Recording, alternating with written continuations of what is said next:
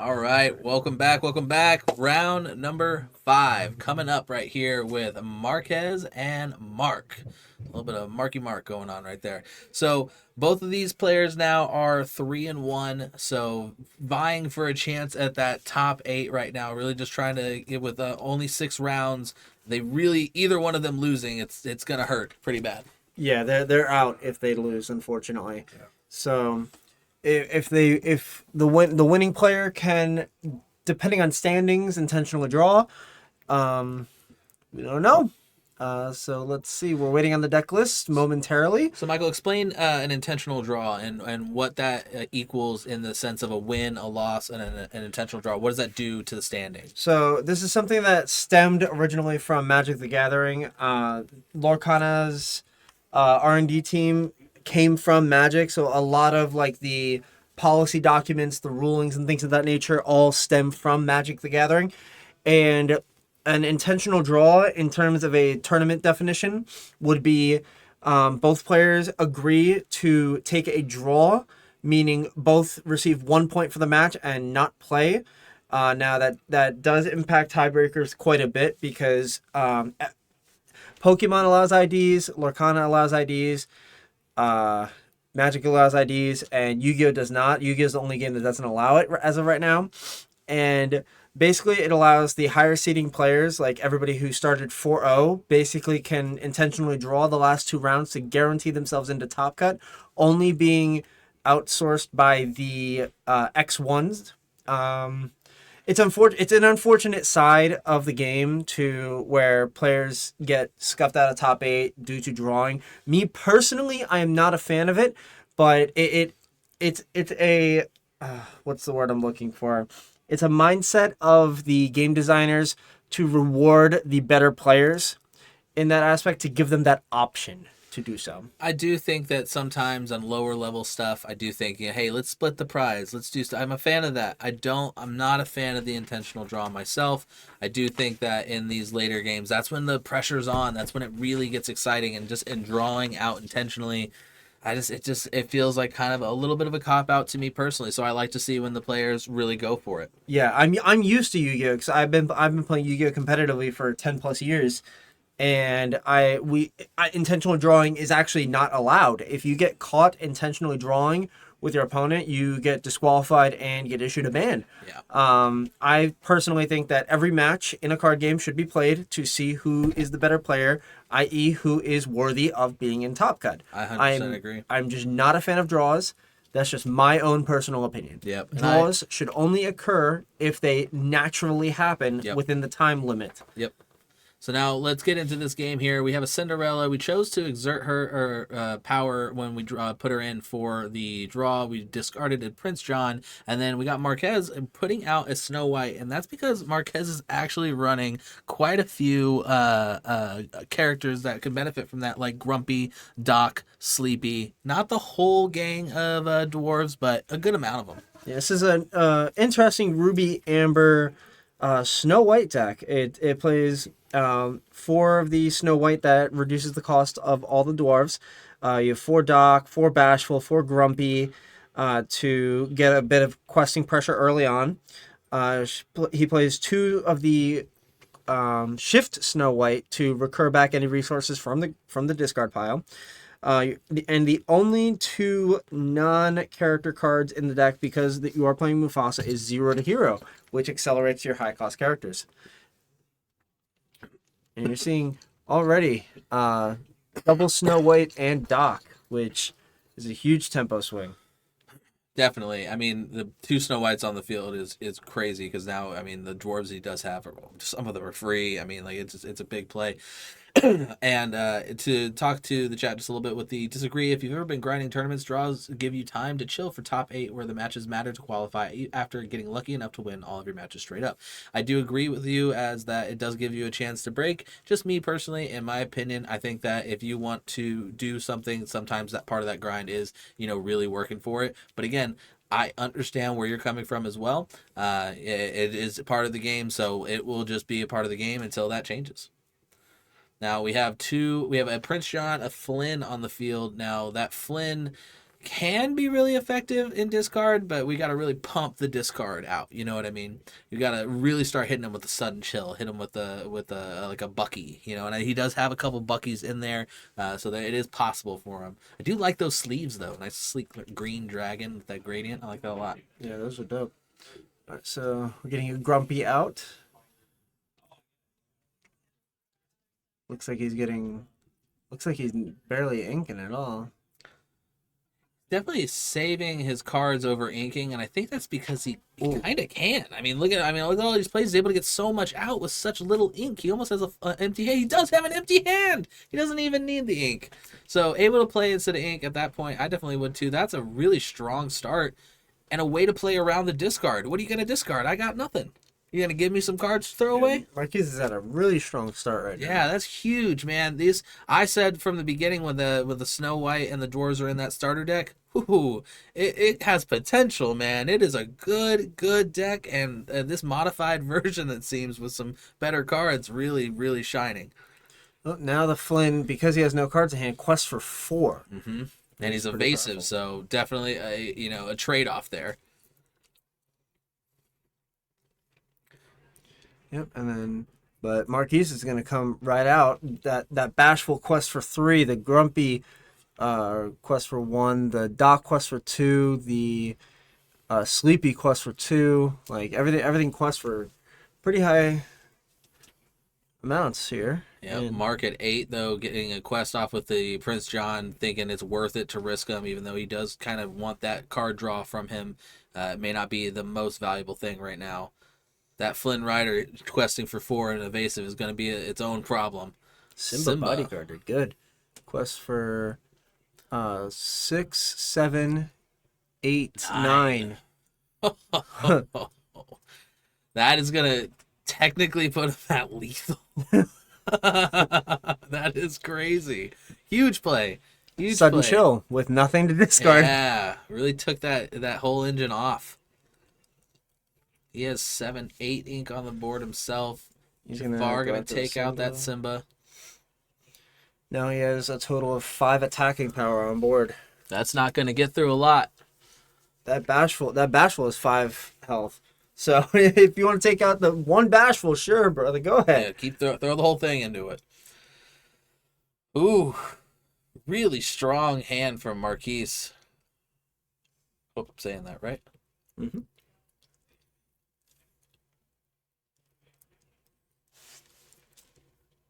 Gonna go ahead and looks like he's just gonna turn sideways. Okay, so gonna go up 7. 7 to 15. Inking a sudden chill and then using 5 to play a Prince John or 3 to play a Prince John. He got rid of the Simba, so it's not lethal, but now he has his own lethality on the board. So I guess that was a great play. I just didn't even see it. Yeah, because right now he's sitting at a ton on the board. Mark's staying nice and calm. Yeah. Under the threat of 10 lore right there. Yeah, he can't out the Prince John since it has ward, and then the Flynn Rider has evasive. If he plays that last card in hand, he goes back up to 4 lore. And that's 21 lore with just the unexerted Prince John and the Flynn Rider. Yep. He's going to have to do something, but what?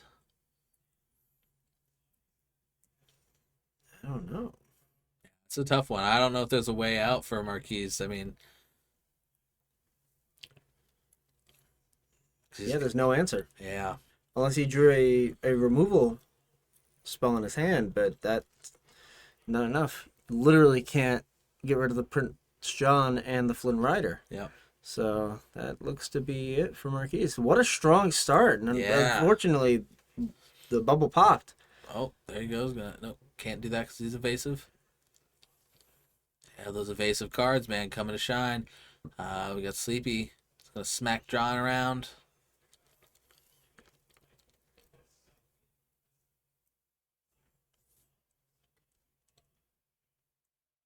Oh, actually, I think that's Sneezy.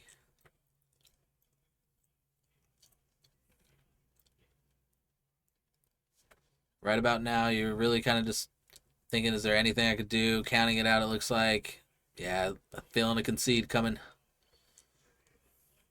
Yep. Scoop it. Yep, there it is. So right there at the end, I mean, that's just how you just have to play smart and be, mindful of what you have, what you can do. Right there, it would have been easy for him to just kind of get lost in the sauce Yeah, yeah. and overcommit, but he gave just enough and really kept that pressure on the board. So great job to Mark for pulling out that first game as we get ready to go into game number 2. I love Mark's shirt. Yeah, Oh my goodness. super great. Like kind of like crayon drawn in there a little bit. Yeah, Where's that super person that was commenting? Where's the Disney shirt? Yeah. Right there. That's the Disney great. shirt. Yeah, right there. Now 10 points. What's the character on the front of his shirt? Oh, phew. It looks like a gargoyle, isn't it? It does look like a Yeah. gargoyle. I will be honest. I know it. I don't know how to say it. It's like Chernigob or something like that. There it is. Chernobog. There it is. Yep. Uh all right. So now Marquise getting ready to go into this one. He's gonna have a first or he's gonna have the play on this, which is fantastic. Hidden Kingdom Hearts boss. Oh man, fantastic game, Kingdom Hearts. Love to see when those mats come out. That's probably one of my favorite Disney games to play, other than Lorcana. That Beast mat, and then we got Marquise sporting the ever so classy Versus Games mat. Another shout out here to Versus Games here at Oviedo, Florida, in Orlando. If you guys are looking to find a place to play your local Lorcana and you want to get some, fun times in, pay a few $6 for a pack and get your entry in, and then play for points at the end of the season. You can get some promos, get some pins. You can play around, get some new deck ideas, and just kind of meet some new people in the community. Always looking for more people to come out and join us. So if you guys are in the area, highly, highly recommend you guys check this place out. Also, it is located in a mall, so everybody can come, and there's a store for everybody. So come on, check it out. Yep, Sundays at 12:30. We can push it a little bit upon request. So it looks like they are getting into the mulligan for game number 2. Surprisingly, I haven't seen a lot of green steel discard. That deck has been very, very hyped in the meta reports. Yep. Yeah, the meta as we go into the Inklands, I think they're going to start seeing over the next month or so a little bit of people testing out ideas of what could be with some of these new cards coming into play, getting ready for the next set. I find it hard. Like, one of the reasons why I always do a play set is because I don't want to be worried about, oh, I should have had this ready for the next set. That's when you're going to want your play set. So if you guys haven't collected your play set of Floodborn, definitely get some boxes in. We got more boxes here at Versus Games, but wherever you can find them, get them and get those play sets done. Like I said, if you need them, we got them. They are this, in my opinion, it just makes it easier. You go into the next set ready to go. Now, playing that Simba out, did he elect to draw that card? It looks like he did. I think so. So he's gonna get rid of that Donald Duck. Well, there's that Donald I pulled. Yeah, it was a good duck. You just sent him right to the discard. That's unfortunate. Quacked over to the discard pile. Yep. Speaking of ducks, the Huey, Louie, and Dewey. Oh yeah, I love that. It's so thematic. I love what they do. Yep. And that bashful or that sneeze is gonna come in exerted. Doesn't really have to worry about it dying to that Simba, so that's good. So 2 for 2/3. That quest for 2. Love to see it.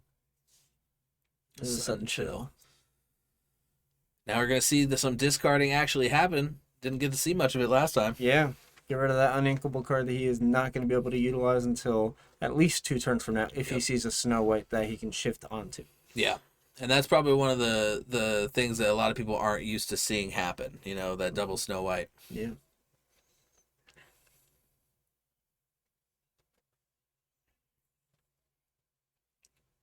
Right, gonna go ahead and throw down some ink with 3 ink. He will put out a dock, getting himself ready for a real nice turn 4. Quest for 2 goes to 2, puts himself on the board. Ooh, 2 hypnotize. Oh, never mind, 1 hypnotize. Gonna go ahead and ink the other one. Put out a Tinkerbell, putting a little threat on the board. I think that's a Tink in the far left of his hand. Yeah, it kind of looks like it from our angle.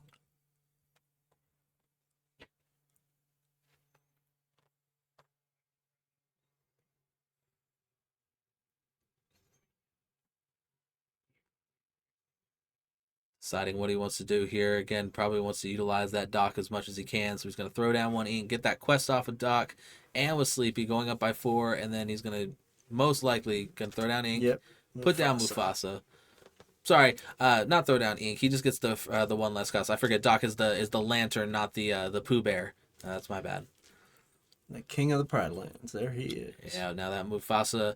Now, is this more of a Mufasa roulette, or is Mufasa in there? 58 characters. 58 characters. So we're really leaning on the Mufasa. I didn't even think he used Mufasa last time.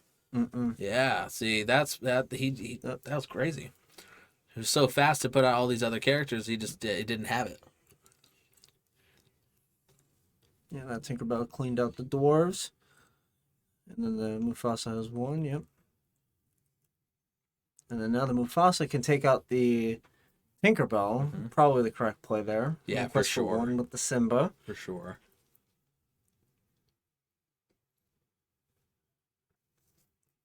Yeah, it doesn't make any sense to just quest with the Mufasa. Anything you put down is vulnerable at that point.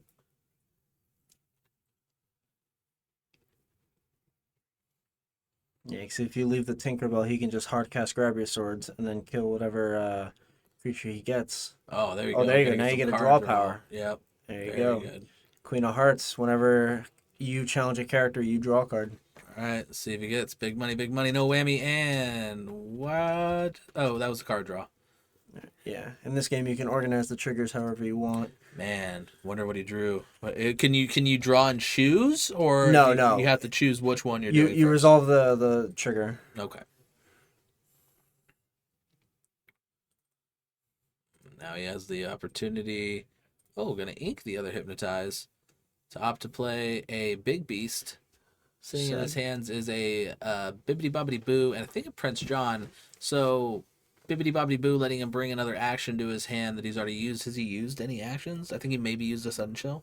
No, Bibbidi Bobbidi, what it does is it returns a character on your field to the hand, and you can play one with the same cost or less for free. And I'm thinking of doing it again. Yes. The Lady Terrain. Yes. That's right. That's right.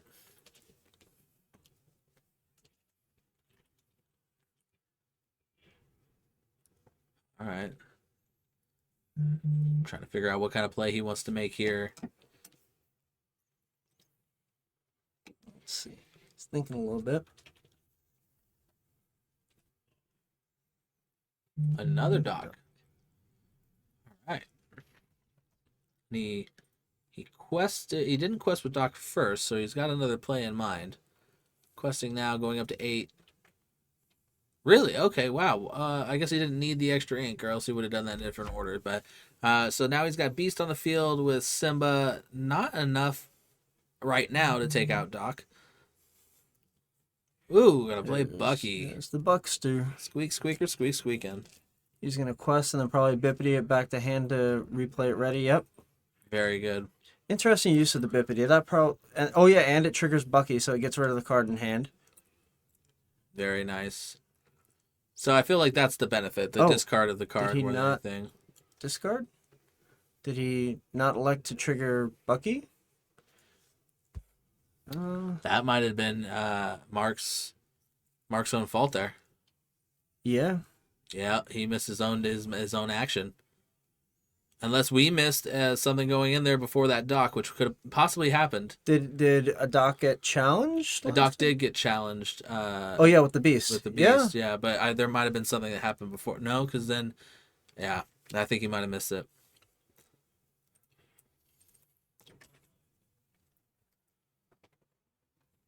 All right, so we're going to put a Cindy on the field. Gonna go ahead and discard that Prince John. Last card in hand looks like he's keeping it close to chest. The suspense. Ooh, I can't tell. All right, he's gonna throw Simba and Bucky into that Sleepy. It's like That he's got that Beast. I believe he went up 2 with that Beast. See him quest with that Beast? yeah. I think so. Did he go up 2?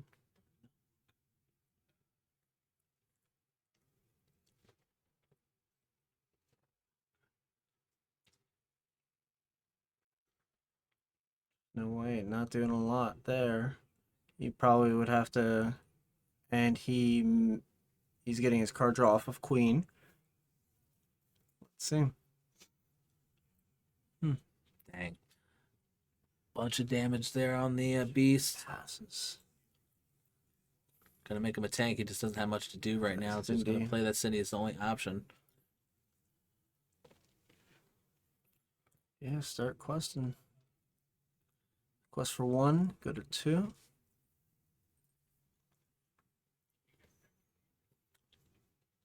And another 2, go to 4. Really no point in keeping the beast super safe at that point. He's already got the damage on him. You're not getting the card draw. He's not nothing that you really need to worry about health wise that you need to take out. I don't think. Maybe a dock.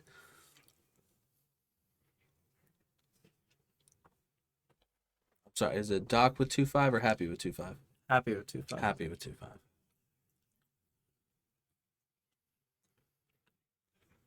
All right. So that's Snow White's going to take out the beast. Probably sang at him. Ooh, Scar. Specific take archetypes. And Scar's great because you don't see him very often. I don't even know if there's a ton of Scar. How many does he have in this deck 2. right now? 2, yeah. So you don't see running a ton of them, but it's nice when it helps. I think Scar would have been a way better card if the aggro archetypes stayed in the game a little bit more. Yeah, the decks can only contain 2 colors, and decks are not allowed to be changed or altered in any way, shape, or form in the middle of a tournament. So if you don't like how your deck is playing round 1, you cannot change it in between rounds. As something that maybe in the future we get a side deck, we get an opportunity to kind of have those things that we can change out, but at the moment, no. Good top deck with the smash. That lady both players are running on 0 hands, so that Flynn Rider's huge. Gonna come in, clean up game. He's a 4-turn clock now. Yeah, got a quest for 2. Get a 12. Whatever card you draw, you got to play. He passed. What card is that? He doesn't want to give any more to Flynn. Oh, it's probably a Monstrous Dragon. I'd assume literally any other card he would play. It's got to be a Monstrous Dragon. Mark at 11, Marquise at 14, and Mark has potentially right now only 3 on the board lore-wise if Marquise plays nothing. Marquise flicking his card for good luck.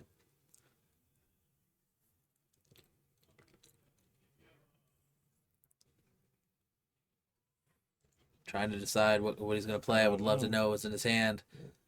He's really trying to draw an Inkable for that Monstrous Dragon. Yeah, so. I think that's what he's going for sure. But if he draws a Floodborn like that, then that Monstrous Dragon's going to go away. He's got to discard it. It was the Monstrous Dragon. Yep, good job, good call. So that Bucky he might have missed it the first time, but gets that clear on that one. That was a huge one. Goes to 15-16, and that's about it. That's all she wrote.